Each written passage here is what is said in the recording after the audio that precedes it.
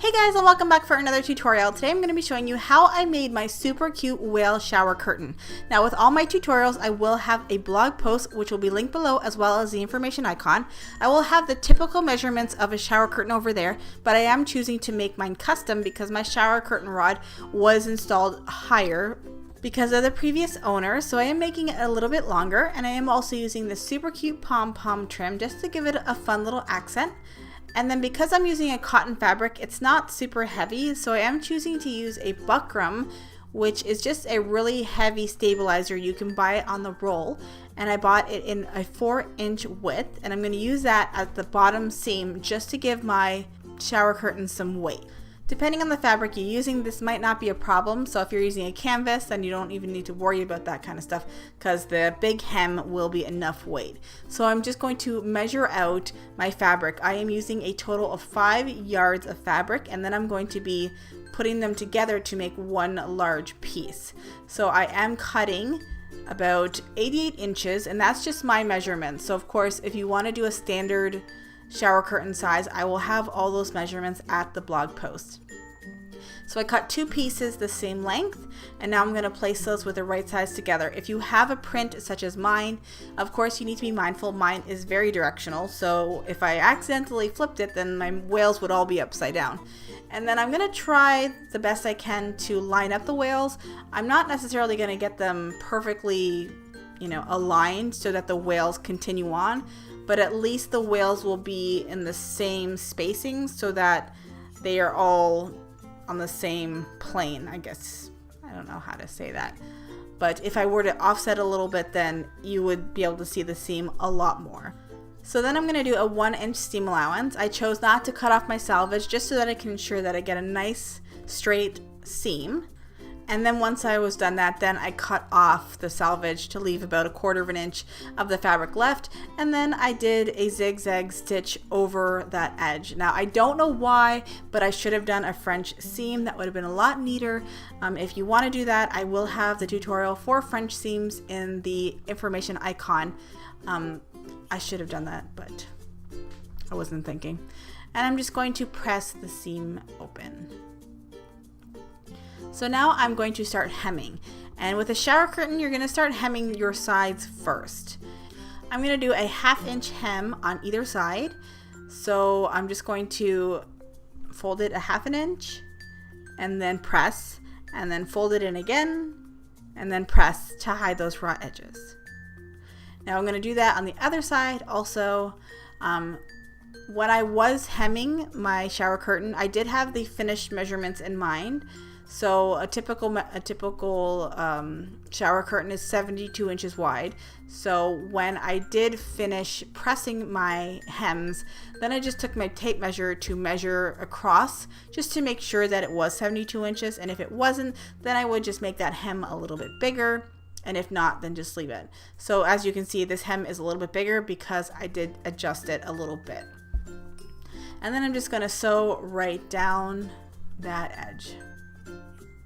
And now I'm doing the other side, so both sides are hemmed. Next we're going to work on the bottom, and that's what I'm going to place in my buckram. Now I'm sure you're probably like, what is buckram? I actually got it from the secondhand store because it is something that people use a long time ago in like old window treatments. So like at the top when they wanted to have it nice and stiff and gathered. So when I saw that, I was like, I'll use that one day. And this was actually the perfect project. And it was 4 inches wide. So I folded up my fabric 4 inches right over top of it. And that was my perfect little measurement. So of course, if you don't have buckram, you don't have to use it. If you wanted to just cut 4-inch wide interfacing, you could do that too. But like I said earlier on in the video, if you are using a heavier fabric such as canvas, then you will have enough weight in that hem that it'll keep your shower curtain nice and straight. So I hope you're enjoying this tutorial so far. If you are, I would love it if you gave me a thumbs up. Of course, if you're not already subscribed, I would love it if you did that and hit that notification bell to be alerted of new and future tutorials. And of course, smash that like button, as the kids like to say. So after we are done that, then we're just going to do a seam along that edge, and I will sew close to the edge on either side as well. I am using a larger stitch length also. I use a 3 just because I think it looks nicer when I do my top stitching, and there really isn't much that needs to be held together in a shower curtain that I would be too worried about it. But I'm absolutely obsessed with this whale print. It's so cute. I have more, but I don't know what I want to do with it. It's like, is it too much? Should I add more? Should I do something to a window? At the end of this video, there will be a little footage of the bathroom and how it's coming along. So if you have any ideas, definitely let me know in the comment section below. So now I'm going to do the top, and I am hemming that about 1.5 inches. So fold it down 1 inch, and then I'll fold it down again about 1.5 inches. And like I said, when I do press this, then I will take my tape measure and then measure it just to make sure, and then adjust my hem accordingly. My measurement was 76 tall, so I had to make sure that it wasn't dragging on the ground. And I was super close, like it is probably like 1/2 inch off the ground, so that was bang on. So then I'm just gonna sew right along that. And then we're gonna work on putting on the pom-pom trim. But I would actually, if you are doing pom-pom trim, I probably would have done your buttonholes first, because those things were a pain in the butt after the pom-pom trim was put on. I had no idea. But with the pom-pom trim, I'm just going to fold it over the edge about 1/2 inch, just so you don't see those raw edges. And then I'm just going to use that seam that we had at the top of the shower curtain as a guide, and I'll just run the pom-pom trim right along that seam and just sew it on. So if you want to do a zigzag stitch or a straight stitch, whatever you want to do, it'll stay. It won't go anywhere. But there's this little black thing that sticks out from my sewing machine shank that kept getting stuck on the pom-poms. So I should have done it from the other side, but then I would have all this fabrics in my machine, so I don't know, whatever.